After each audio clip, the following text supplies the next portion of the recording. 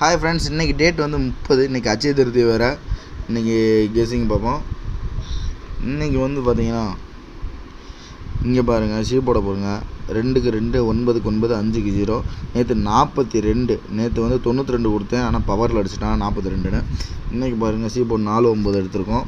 So she board 4, 9ங்கிறது அச்சய திருத்தி எப்போ பார்த்தாலும் நமக்கு 4 இல்லைனா 9 வரும் வாய்ப்பு இருக்குது. ஸோ இதில் எனி ஒன்று வர சான்சஸ் இருக்குது. அது ஷீ போர்டாகவே இருக்கலாம்.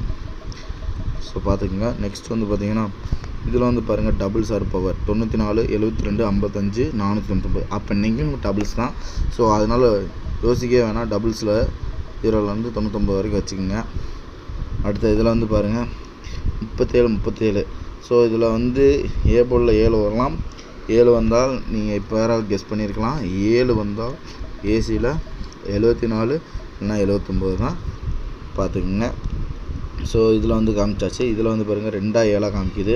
5 5 வந்திருக்கு 7, 8 8 வந்திருக்கு 2, 5 5 வந்திருக்கு 2 7 வந்துருச்சு, 2 7 வந்துருச்சு, 2 7 திருப்பியுமே பவர் டபுள்ஸ் வர வாய்ப்பு இருக்கலாம்.